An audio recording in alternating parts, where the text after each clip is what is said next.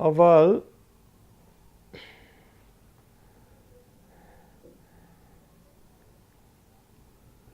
יש וצריך להיות ויכוח היסטורי בדיעבד אם כל הקו הזה של אוסלו היה נכון מבחינה פלסטינית. לדעתי זה ויכוח שעדיין לא הוכרע.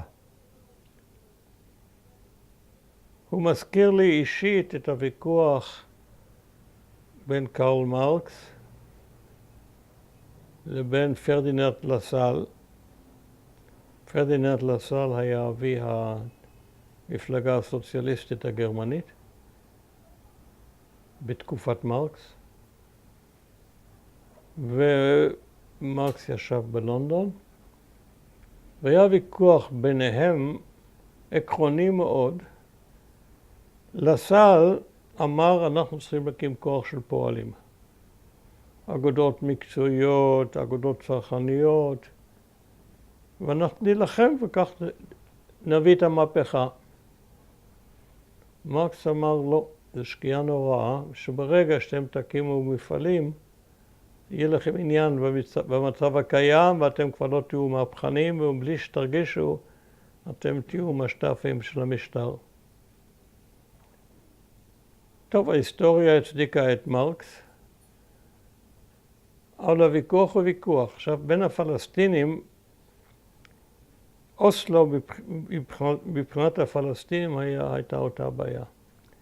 ברגע שהמתנגדים לאוסלו, הפלסטינים, טענו מהרגע הראשון, ברגע שאתם תתיישבו בשטחים הכבושים, אם תרצו או לא תרצו, אתם תהפכו משת"פים של הכיבוש. יהיה לכם עניין, היו הרבה אנשים שיהיה להם עניין במצב הקיים, שירוויחו מזה, והלהט המהפכני ייעלם. זה לא הוכרע עדיין לדעתי, יש הרבה נימוקים בעד ונגד. היה לנו בגוש שלום, היה לנו ויכוח גדול, נדמה לי שבעולם צוותא, אני לא בטוח, והיו מתנגדים. אני מאוד הצדקתי את אוסלו, ואני דגלתי בתיאוריה הזאת שברגע שהפלסטינים יכו שורשים על אדמת פלסטין, זה בהכרח יוביל להקמת מדינה פלסטינית. כפי שרבין אמר לי כשאני פגשתי אותו, הצעד הראשון לקראת הפלסטינים יוביל בהכרח להקמת מדינה פלסטינית, שהוא אז התנגד לה. וכך אני האמנתי אז, ואני די מאמין בזה גם עכשיו, לא לגמרי. והייתה דעה הפוכה, המרקסיסטית במרכאות, שברגע שהפלסטינים יבואו הנה ותקום רשות פלסטינית, יהיה לה אינטרס בקיום המצב הקיים, והמהפכה הפלסטינית תסתיים. אני היום כבר לא לגמרי בטוח מי משני הצדדים צדק. כל פנים, אני תמכתי מאוד בהסכם אוסלו, אולי מפני שהכרתי את רבין. אני כבר הכרתי אותו די טוב, אני חושב, מרוב השיחות שלי איתו על העניין הפלסטיני.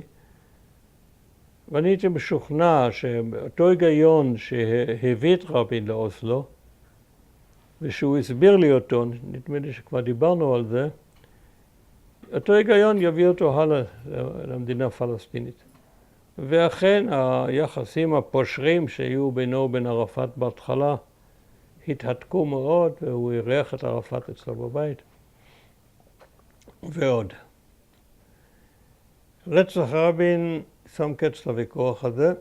אנחנו לא יודעים מה היה קורה אילו רבין היה נשאר בחיים. אני חושב שאילו רבין נשאר בחיים, בעוד שנה, שנתיים, שלוש, היה מגיע לשלום מבוסס על מדינה פלסטינית לצד מדינת ישראל. ואולי קבלת תוכנית השלום הערבית שהייתה פחות או יותר זהה עם ההשקפה של ערפאת. וזה